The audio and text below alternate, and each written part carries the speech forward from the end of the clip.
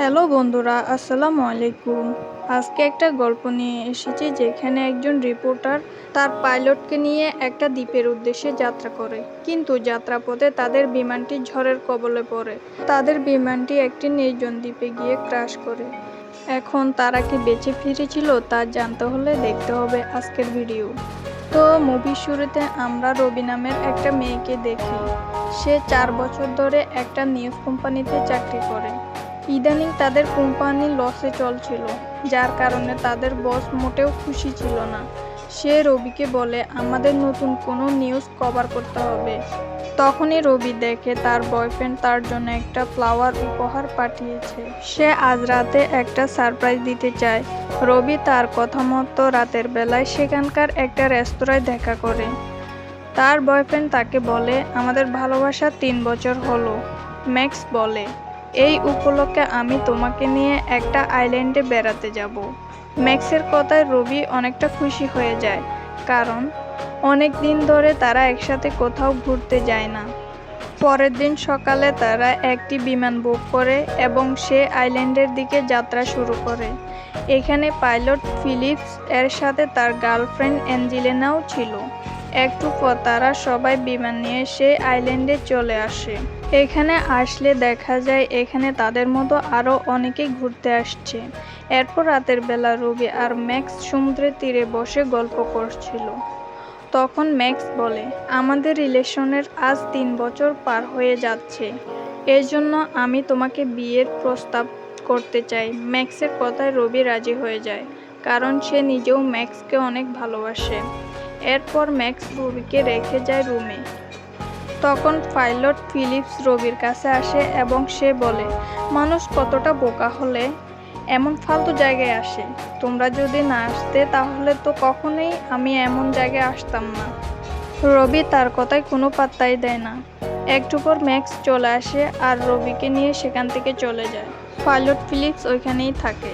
পরদিন সকালে রবিকে তার বস কল করে। সে রবিকে বলে তোমাকে একটা দ্বীপে যেতে হবে নিউজ কভার করার জন্য। এই জন্য আমি চাই তুমি সেখানে যাও। কিন্তু রবি বলে ম্যাম, আমি তো মাত্র 2 দিন হলো এখানে আসছি, আপনি অন্য কাউকে পাঠান। কিন্তু তার বস তাকে মোটা অঙ্কের টাকার লোভ দেখায়। সে সাথে বলে তুমি যদি সেখানে যাও তাহলে তোমার প্রমোশনও হতে পারে। রবি লোভে পড়ে তার বসের কথা মতো সে আইল্যান্ডে যাওয়ার জন্য রাজি হয়ে যায়। তারপর সে তাদের পাইলট ফিলিপসের কাছে আসে। রবি বলে তুমি কি আমাকে এখান থেকে অন্য একটা আইল্যান্ডে নিয়ে যেতে পারবে? এখানে ফিলিপস তাকে সরাসরি না করে দেয়, কিন্তু রবি যখন অনেক টাকার অফার করে তখন সে রাজি হয়ে যায়। এদিকে রবির হঠাৎ এমন সিদ্ধান্তে ম্যাক্সের অনেক মন খারাপ হয়ে যায়। তবে রবি তাকে সব কিছু বুঝিয়ে বলে। সে তাকে বলে মাত্র কয়েকদিনের ব্যাপার, ওখান থেকে ফিরে এসেই আমরা বিয়ে করব। মন খারাপ থাকায়ও রবির কথা ম্যাক্স রাজি হয়ে যায়। পরের দিন সকালে ফিলিপস রবিকে নিয়ে সে আইল্যান্ডের উদ্দেশ্যে বেরিয়ে পড়ে। একটু দূরে যাওয়ার পর তাদের বিমানের সামনে বারবার কালো অন্ধকার মেঘ জমা হচ্ছিল, যার কারণে ফিলিপস ঠিকমতো বিমান উড়াতে পারছিল না। তারপরও ফিলিপস কোনোরকম বিমানটিকে কন্ট্রোল করে, কিন্তু এরপর বিশাল আকারের একটা ঝড় তাদের বিমানের উপর আঘাত হানে। ঝড়ের কারণে বিমানের একপাশের রেডিও সিগন্যাল ভেঙে যায়। ফিলিপস বারবার চেষ্টা করছিল বিমানের টাওয়ারের সাথে যোগাযোগ করতে, কিন্তু রেডিও সিগন্যাল ভেঙে যাওয়ার কারণে তা সম্ভব হয় না। এদিকে রবি অনেক ভয় পেয়ে এক ধরনের পিনিকের ট্যাবলেট খেয়ে ফেলে। ওষুধগুলো খাওয়ার কারণে রবি মাতালের মতো আচরণ করতে থাকে। রবির এমন আচরণে ফিলিপসের মেজাজ খারাপ হতে থাকে। এরপর ফিলিপস ভাবে এখন মাথা গরম করে কোনো লাভ নেই। ফিলিপস সিদ্ধান্ত নেয় সে আবারও আইল্যান্ডে ফিরে যাবে, কিন্তু তা সম্ভব ছিল না। আইল্যান্ডে ফিরে যেতে চাইলে তাহলে তার বিমান ঝড়ের কবলে সমুদ্রেই ক্র্যাশ করবে। ফিলিপস কোনোভাবেই বুঝতে পারে না সে এখন কি করবে। অনেকক্ষণ পরে সে লক্ষ্য করে সমুদ্রের মাঝে একটা আইল্যান্ড দেখা যাচ্ছে। সে সিদ্ধান্ত নেয় তার বিমানটি এখানেই ল্যান্ড করাবে। কিন্তু ল্যান্ড করার সময় আইল্যান্ডে থাকা গাছের সাথে বিমানটির ধাক্কা লাগে এবং বিমানটি আইল্যান্ডের মধ্যে ক্র্যাশ ল্যান্ডিং করে। পরদিন সকালে ফিলিপস দেখে ঝড় থেমে গেছে এবং তাদের বিমানটি নষ্ট হয়ে গেছে। পাশে রবি অজ্ঞান হয়ে পড়ে আছে। যখন জ্ঞান ফেরে তখন সে ফিলিপস বলে তুমি কি বিমানটি আবার ঠিক করতে পারবে? তখন ফিলিপস বলে, আমি কোনো ইঞ্জিনিয়ার নয়, আর এই কাজ আমার না, বিমান ঠিক করা আমার কাজ নয়। তখন রবি তার বয়ফ্রেন্ডকে কল করতে চায়, কিন্তু সে পারে না, কারণ এখানে নেটওয়ার্ক নেই, এখানে কোনো মানুষজন নেই, তাই এখানে কোনো টাওয়ারও নেই।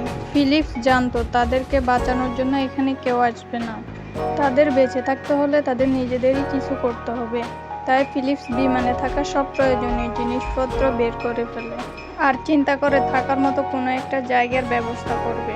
অন্যদিকে রবি রেগে ওঠে। সে মনে করে ফিলিপস ভালোভাবে বিমান চালাতে পারে না, তাই আজকে তাদের এই অবস্থা।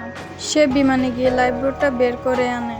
অন্যদিকে ফিলিপস বলে, এই সামান্য লাইফবোট দিয়ে এত বড় বিশাল সমুদ্র পার করা সম্ভব না। যদি তুমি একা যেতে চাও যেতে পারো, আমি যাব না, আমি এখানেই থাকবো। অপরদিকে ম্যাক্সকে দেখা যায়।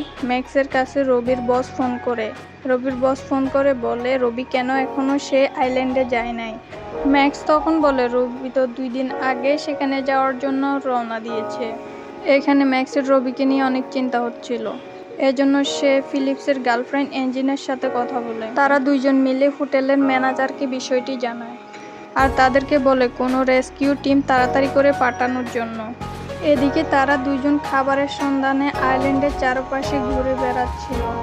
সবার আগে তো তাদের খাবার পানির কোনো ব্যবস্থা করতে হবে। তারা জঙ্গলের ভেতর একটা ঝর্ণা দেখতে পায়, যেখান থেকে বোতল ভরে পানি নিয়ে আসে। শুধু পানি দিয়ে তো আর পেট ভরবে না, তাদের ভারী খাবারের কোনো ব্যবস্থা করতে হবে। এজন্য ফিলিপস তার গায়ে অনেকগুলো নারকেল পাতা লাগিয়ে নেয়, যেন আড়াল হয়ে সেখানে থাকা কোনো পাখিকে সে ধরতে পারে। আর ঠিক এমনটাই হয়। একটু পর ফিলিপস একটা ময়ূর পাখিকে ধরে ফেলে। এরপর রাতের বেলা তারা একসাথে বসে খাবার খাচ্ছিল। তখন ফিলিপস রবিকে তার নিজের কিছু কথা বলে। সে বলে, আমি একটা মেয়েকে অনেক ভালোবাসতাম, কিন্তু ক্যান্সারের কারণে সে হঠাৎ একদিন মারা যায়। তখন থেকে আজ পর্যন্ত আমি নিজেকে অনেক একা মনে করি। রবিও বলে, আজ 3 বছর ধরে আমি আর ম্যাক্স একসাথে রিলেশনে আছি আর ঠিক করেছিলাম এখান থেকে যাওয়ার পর আমরা বিয়ে করব। কিন্তু ভাগ্য আজ আমাকে এখানে নিয়ে আসলো। এখানে ফিলিপস তাকে ভরসা দেয় যে তুমি কোনো চিন্তা করো না, যেভাবেই হোক তোমাকে এখান থেকে বের করে নিয়ে যাব। ফিলিপসের কথায় রবি বুঝতে পারে সে একজন ভালো মনের মানুষ। অপরদিকে ম্যাক্স আর অ্যাঞ্জেলিনাকে দেখা যায়। তারা একটা রেস্কিউ হেলিকপ্টারের ব্যবস্থা করে ফেলে।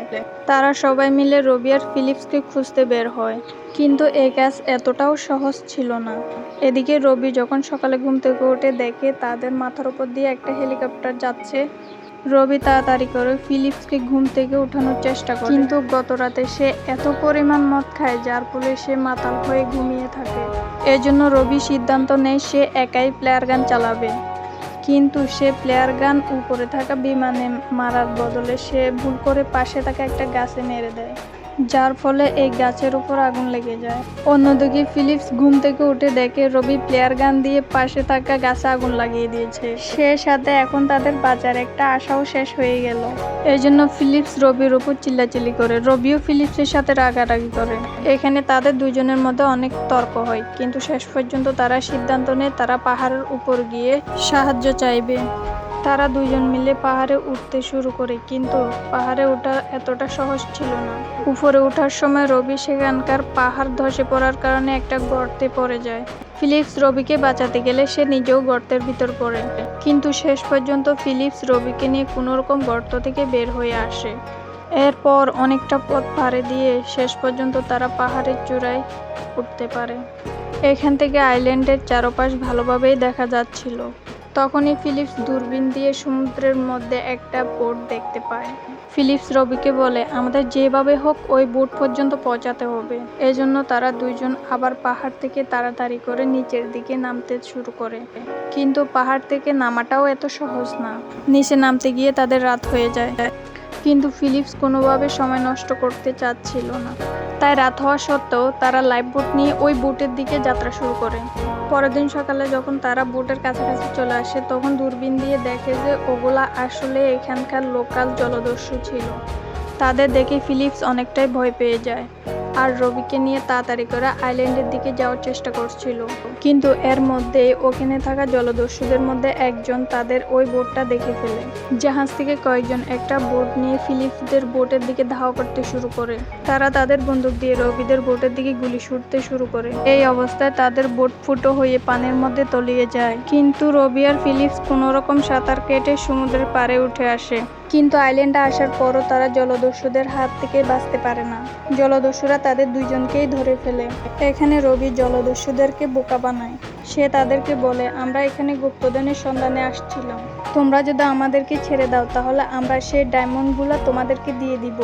তারা এখানে বুঝতেই পারে নাই রবি তাদেরকে বোকা বানাচ্ছে। এরপর রবি তাদেরকে কোনো কারণ ছাড়াই আইল্যান্ডের চারপাশে ঘোরাতে থাকে। এক সময় সুযোগ বুঝে তারা দুজনই সেখান থেকে পালিয়ে যায়। তারা পাহাড়ের উপর থেকে সমুদ্রের মধ্যে লাফ দেয়। এভাবে তারা জলদস্যুদের হাত থেকে বেঁচে বের হতে পারে। কিন্তু তাদের বিপদ এখনো শেষ হয়নি। জলদস্যুরা যে কোনো সময় তাদেরকে আবার বন্দি করতে পারে। এরপর জঙ্গলের ভেতর তারা একটা অনেক পুরনো বিমান দেখতে পায়। এই বিমানটা ছিল দ্বিতীয় বিশ্বযুদ্ধের সময়কার, যা হয়তো এই আইল্যান্ডে এসে ক্র্যাশ করে। এরপর রাত হয়ে যায়। রাতের বেলা সেখানে তারা আগুন জ্বালিয়ে থাকার ব্যবস্থা করে। এখানে রবি ফিলিপসকে বলে, তুমি আমাকে অনেক সাহায্য করেছো, এজন্য তুমি চিন্তা করো না। বিমান ক্র্যাশ করার জন্য তোমার নামে মামলা করব না। পরের দিন সকালে রবি ঘুম থেকে উঠলে দেখতে পারে ফিলিপস বিমানটির প্রায় সব অংশগুলো আলাদা করে ফেলেছে। ফিলিপস রবিকে বলে, আমি একটি প্ল্যান করেছি, আমি আমাদের বিমানটি এগুলা দিয়ে মেরামত করব। অপরদিকে হোটেলে ম্যাক্স আর অ্যাঞ্জেলিনাকে দেখা যায়। তারা দুইজনে অনেকটা ঘনিষ্ঠ হয়ে পড়েছে।